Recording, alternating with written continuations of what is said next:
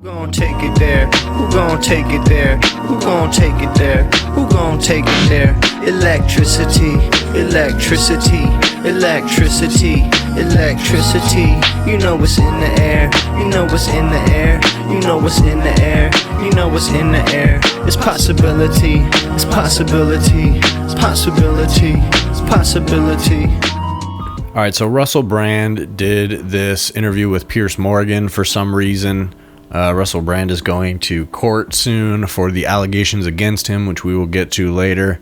And he's just put out a book recently because of his new Christian grift, where he has converted to Christianity. So he pretty adeptly, a couple years ago now, realized that if he did this born again Christian thing, there is a little bit more of a warm and receptive audience on the right, especially the very reactionary right, to people that have engaged in the type of terrible behavior that he has, people that have the type of allegations that he has. So I think he made a pretty cynical calculation at one point that that's the audience that he needs to build to continue to maintain support throughout the weight of the allegations that he knew was coming. Not just the fact that he knew that something would come out, but like, I think he knew he was going to get hit hard. So he knew that he needed a strong base of support behind him. So he's been doing this Christian grift, and, you know, like clockwork, the Christian right has mostly accepted him and mostly buys into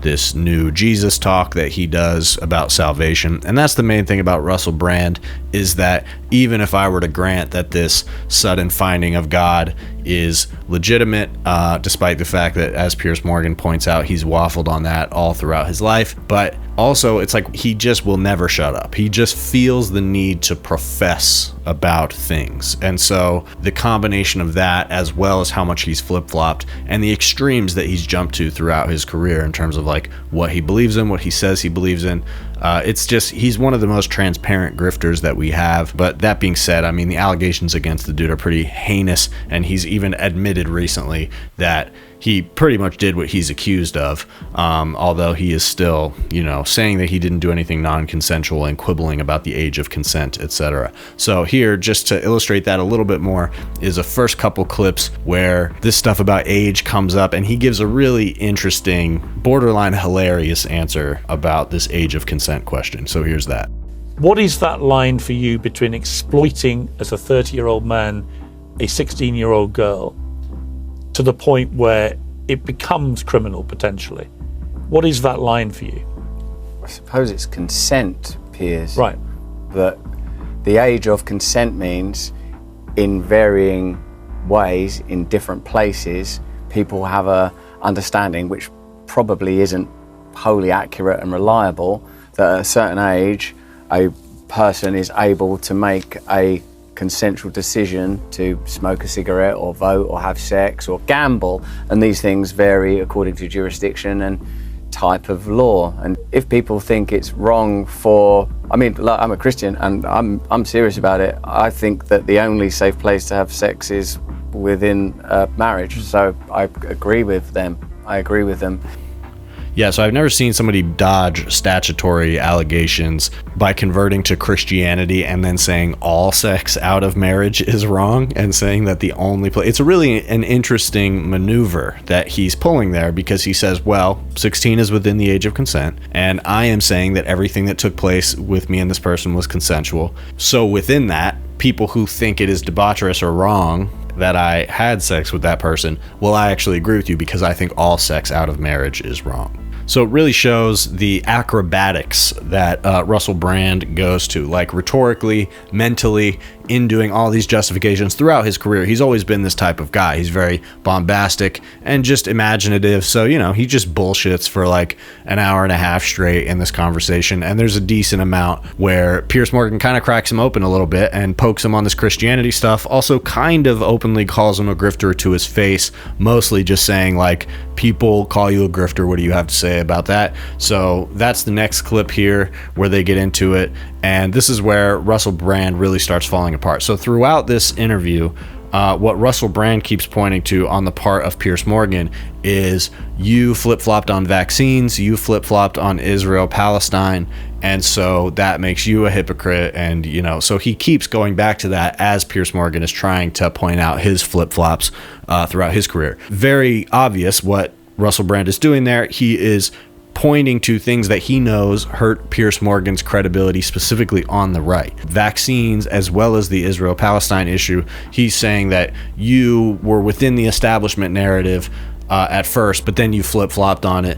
And I mean, Piers Morgan has come to the right conclusion about Israel-Palestine. I don't really know that much about his opinion on vaccines. They talked a lot about that here, but I kind of skipped over that. That's become Russel Brand's thing, and I think is probably the closest element to what he actually thinks about and believes, is like stuff about wellness and vaccines. That's a little bit more where his wheelhouse is, and also shows the pipeline between that type of wellness stuff and the reactionary right, the Christian right, the trad wife stuff, anti-vax stuff, and in some cases just like straight up right wing or like white nationalism, Christian nationalism. There is a pipeline there, and Russell very deliberately set up camp there, knowing that it would give him a little bit of cover because people on that side of the spectrum recognize protecting the project, the Christian nationalist project, is more important than protecting this idea that Christians are supposed to actually uphold some kind of values. So in a lot of ways, they don't even really care if Russel Brand has changed. Doesn't really matter. In the same way that with Trump,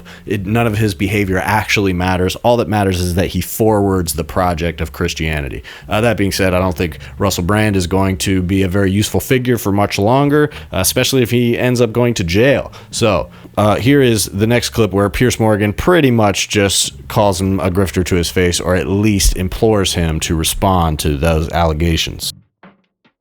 You talked about sitting on the fence, and it's a little bit, some would describe it as a grift. They'd say, come on, Russell, you change your mind about stuff and a sixpence, right? And no, that's what they say about you, actually. Well, sure, but I'm interviewing you, right? So my point is... So you think that you can command the old channel? I'm not saying I believe this. I'm saying, there are people who think you're basically just a massive grifter, that you're very smart, you're very eloquent, you can be very persuasive with the power of your words, but that actually when it comes to any of these issues, you don't really have a personal principled view. I do, and it's a really Your view is that all people in power are terrible, but when I've challenged you to say, well, what would you actually do? You go on a 20-minute eloquent spiel, which doesn't answer the question. Oh my God, it actually does answer the question. Let me try and do it again. Firstly, find faith and integrity in yourself. Do whatever you can, pray, find God. Secondly, we cannot have systems that prioritize the centralization of power, whether that's representative democracy or this global commercialism. So what would you do? Use the technology that we currently have. All right, good, this is the bit I wanted to get to. Can I have a glass of water? I mean, it's Associated Press news. Well, they're not under any obligation to give us bottles of water. Oh, I see. Well, actually, this guy, my mate Jake, we are trying to find you some, but they're not our servants. No, absolutely. Hold on a minute. I'm not declaring these people. They don't all work for us. We're just hiring their studios. So. No, I know that, and I think I've established quite good rapport. We should be cognizant they're not working for us. With my mate Jake, though, who's over there, who actually is working for me. Well, Jake can get you one. Who I'm directing it to. And also there was one or two other people. So it's not, just to be clear, I'm not sort of like going, "Oi, get me some water, man." You did I'm a Hollywood star. AP that they should get you a nice bottle of water. Well, I just thought that the facility itself might have amidst its many benefits, water. Thank you so much. That's so kind. Was the obligation crossing the floor? See, thank you very much. I really do appreciate that glass of water. Would you like some? Don't be proud. I'm good, man. I like the tap water. You like the government water? Love it. Yeah, no problem. Even if it kills me. I can't keep drinking the government water, Piers. I can't keep taking the government water. Actually, the water is some of the cleanest in the world, but you know that. Look. What kind of Christian are you? I'm like a kind of Christian that has to hang by a thin thread of faith, knowing that I am broken, that you are broken. Do you have a denomination or not? Why? I'm just asking. No, I'm very... It's not an allegation. I'm just asking. I just treat everything as another allegation. I know you do. If you don't mind me saying, you're was everything okay in that interview we did in 2006? Yes. But it's, you are slightly hypersensitive to that kind of thing. I think because you don't really do many interviews, if I'm honest, this is the first interview you've done with any Brit, for example, since the allegations. And I'm grateful to you for doing it. But you are slightly hypersensitive to anyone challenging you. Because most of the media you do, you don't really get challenged. I don't mind being challenged, and I want to be challenged, actually, and I like being challenged. And like, I didn't go, what, Piers Morgan? Yeah, so I think This that is what Piers he's like. Morgan's opinion of Russell Brand is leaking through here a little bit, using words like massive grifter, saying you're a massive grifter. Pretty strong statement. He also says a couple times here that he's known Russell Brand for a while, but not super well. And this is where Russell really starts to break apart. And there's honestly nothing I love more than a podcast that starts to come off the rails a little bit. And like, especially, when the behind the scenes staff start becoming a part of the like drama and the conversation. And you can tell that someone's behavior is kind of getting in the way of the actual production. I love that. There's nothing better than a good fourth wall break on a podcast, I have to say. And Russell Brand does always have a way of doing that. And I think it was only a matter of time before he got worked up in this conversation. I will say that this part doesn't happen until later in the conversation. And I think Russell is frustrated by this idea that he's a grifter who bounces back and forth. That really chips his skin. And then also being pressed and needled about the religion stuff, which we'll get to in a few minutes. So, I mean, his whole grift is pretty fragile, but the truth is he's had a pretty easy time of it. I think Piers Morgan feels like this is more scrutiny than is being applied to him in some of these American media places he's going, like Fox News or Tucker Carlson or whatever. Like, there's virtually no scrutiny being applied there at all. And so even minor scrutiny from someone who mostly agrees with him on this conservative grifter stuff, even that type of pushback is kind of more than he can handle, and he gets really defensive. And this is why this dude just shouldn't be in politics. He shouldn't be doing this type of stuff, because he is very performative like this, and it just comes off like he's unhinged and going off the rails. And he goes from trying to present as very calm and well-spoken and sort of like, religiously preening to, just almost being like a raving madman and ordering people around in the studio. And Piers is kind of like, these people don't work for us. They definitely don't work for you. And I think Russell Brand has always been this way. And I believe that the Christianity is as much a crutch for him mentally to get through this situation as it is something that he feels like is advantageous. But he also, I think, picked up from people like Jordan Peterson that, especially with the Christian stuff, and when you kind of blend it with a new age delivery system, you don't have to really make very much sense. You can kind of just throw all this stuff in a mash, and as long as you appeal to some kind of idolatry and find a way to make Christ and those type of narratives sound not totally insane and like something that a modern person, modern 15-year-old kid, or people in the suburbs, a way that they can continue embracing some version of Christianity and feel like they're also engaging in the modern world, modern politics, etc. So I think he picked up on that and delivers that to a lot of people in some sense, and that's mixed up with the anti-vax and the wellness stuff. And it really just comes down to the fact that, like I said, no matter what Russell Brand does, he wants to preach to you about it. And so he changes his mind. He oscillates rapidly back and forth. Piers Morgan points out he was a Buddhist. He's a Christian now. He used to be a vegan. And all of these things change. He's not just changed his mind about an issue or two, like he's constantly pointing out about Piers Morgan, but he has oscillated wildly all over the spectrum, which just makes it hard to take that much of his analysis seriously. And even most of what he says is just kind of gobbledygook. He doesn't even really usually finish his point when he's speaking. And again, it's kind of always been that way with this guy. He's more flair than anything, and nowadays it just comes off as kind of off-putting. So here's him defending his religion to Piers Morgan, and this is the clip that everybody's passing around, where Piers Morgan asks him to show him which passage Russell Brand was very openly reading while he was in court. So here's that. And it's hard to trust, because I sometimes think you're too caught in the world that you used to be in, and it Can I go back to asking you a question about your Bible? Yes, if you want to. Thank you. Was that the one you took into court? You're the very one. Okay. What was your thinking of taking it into court? And what you were seeing, looking at some passages, what were the relevant passages for you? All right. Thank you for asking me. Thank you. That didn't hurt, did it? A little bit. It was this from Isaiah. You're right, Bear did say, be chilled. Sometimes I lose the chill, man.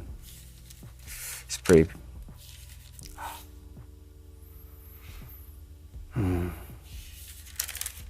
It's this.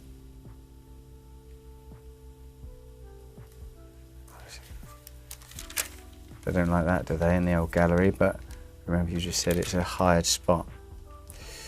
This is from Isaiah.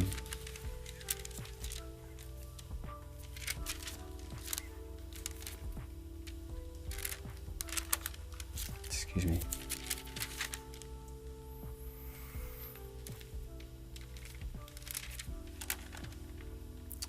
Man, why did I mark it before?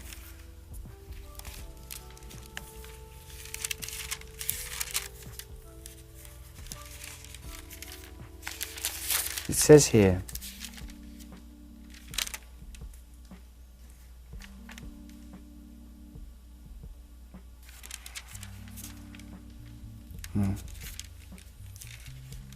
the verse that I was looking at that day was